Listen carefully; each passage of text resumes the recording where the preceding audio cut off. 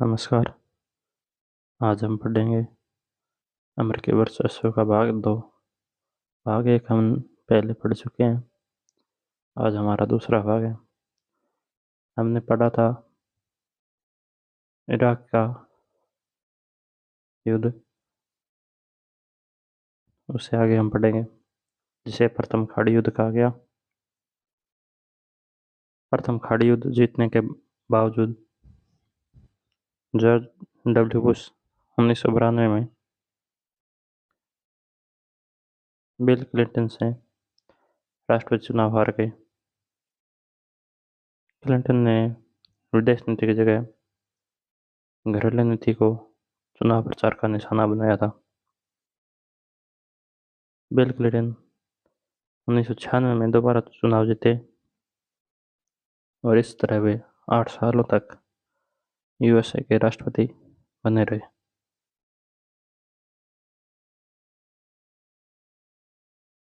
विदेश नीति के मामले में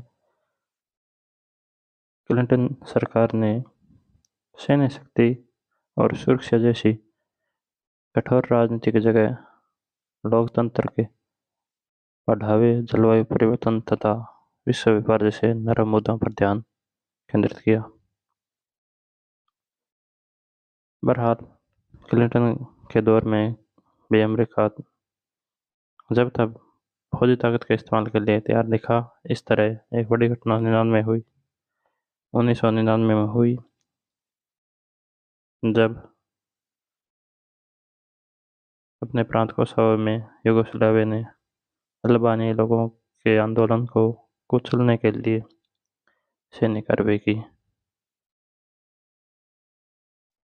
यूगोस्लाविया जो अपने प्रांत कोसोवो में कार्रवाई कर रहा था, इसके बदले में अमेरिका ने नाटो देशों के साथ यूगोस्लाविया पर करीब करीब 2 माह तक बमबारी की और स्लोबोदान की सरकार गिर गई। यूगोस्लाविया में जो सरकार थी वो गिर चुकी थी, जिसके प्रमुख स्लोबोदान मिलोसेविच थे।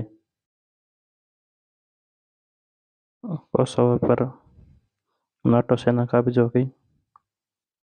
क्लिंटन के दौर में एक दूसरी बड़ी घटना सैन्य कार्रवाई केन्या के नैरोबी में और तंजानिया के दार एस सलाम में अमेरिकी दूतावास पर बमबारी के जवाब में 1998 में हुई।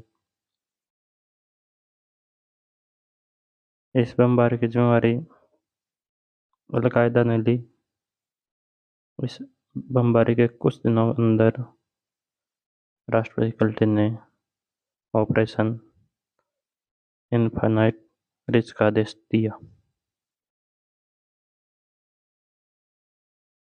इस अभियान के तहत अमेरिका ने सूडान और अफगानिस्तान के अल-कायदा के ठिकानों पर कई बार क्रूज मिसाइलों से हमला किए। अमेरिका ने इस कार्रवाई के लिए यूएन की अनुमति लेने या इस सिलसिले में अंतर्राष्ट्रीय कानूनों की परवाह नहीं की। अमेरिका पर आरोप लगा कि उसने अपने इस अभियान में कुछ नागरिक ठिकानों पर भी निशाना साधा, जबकि इनका आतंकवाद से कोई लेना देना नहीं था। पीछे मुड़कर देखने पर तो यह लगता है कि यह तो बस एक शुरुआत पर थी, क्योंकि अमेरिका ने इसके बाद तो बहुत कुछ किया था। पूरे अफगानिस्तान को तबाह कर दिया था। अल-कायदा एक आतंकवादी संगठन था जो अफगान और सूडान से ऑपरेट होता था,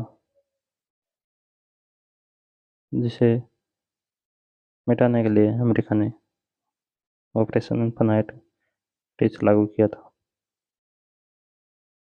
इस प्रकार हमने ये अमेरिकी वर्चस्व का दूसरा भाग पढ़ा।